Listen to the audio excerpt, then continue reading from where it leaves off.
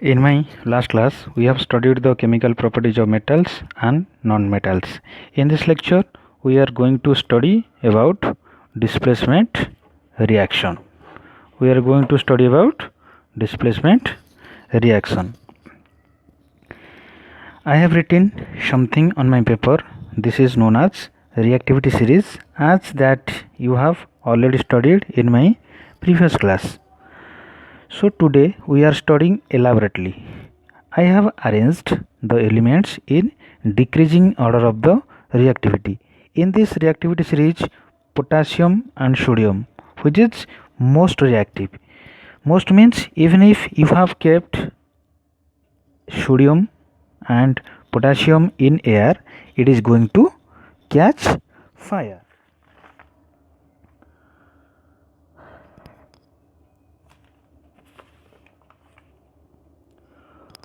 When we go down, that is the next one, calcium, the reactivity decreases.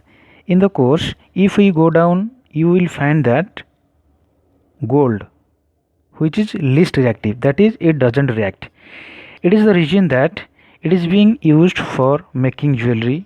Even that the temple of Amritsar is the best example to talk about, because you might be knowing that the temple is old temple, but still there is no reaction taking place only because of it doesn't react.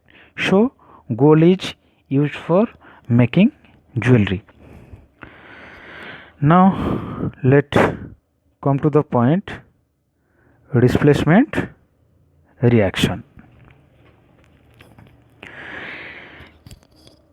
This reaction means displacement reaction give better evidence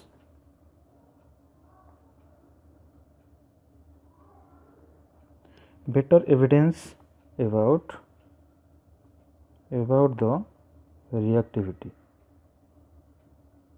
Better evidence about the reactivity of metals. So far we have seen that some metals react vigorously with water and some metals are not. Some metals react with oxygen and some metals react not at all. This reaction gives an idea about which metals react more and which metals do not react. Let us take two examples, that is copper and iron. It is difficult to answer which is more reactive. To answer such question, let us take an example that we have taken a beaker. Inside beaker you have copper sulfate solution. Inside the copper sulfate solution, I have put a iron nail. What happened? In beaker, iron nail is there and copper sulfate solution is there. Which is more reactive? Now it has been observed that the color of the copper sulfate solution changes. Normally the color of the copper sulfate solution is blue in color, but over the period of time the blue color fades away. Why that happens? Due to reaction of iron with copper sulfate solution, that will give rise to iron sulfate, which is blue in color, which is colorless. Let us take, this is scenario 1. Let us take another example, that is scenario 2.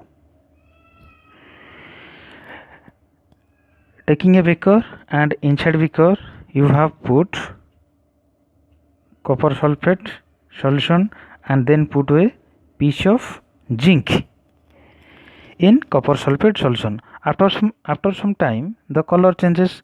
The color of zinc, the color of zinc is white, and after over the period of time the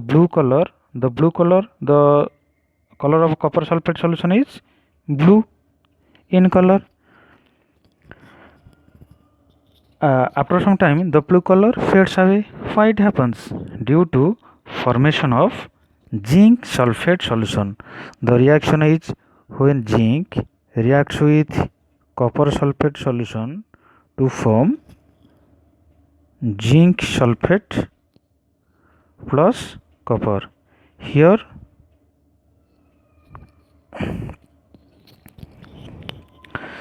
so you take another example in scenario 3.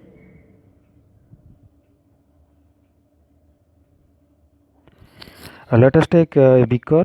Inside beaker you put zinc sulfate solution, and in zinc sulfate solution you have taken a small piece of copper. It is just opposite to scenario 2. In this case it is seen that there is no color changes.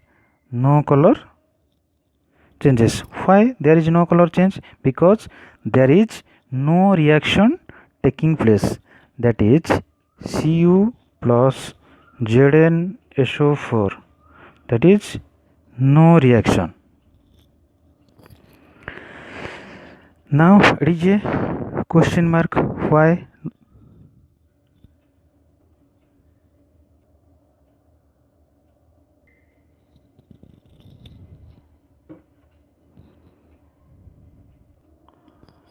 Why no reaction taking place?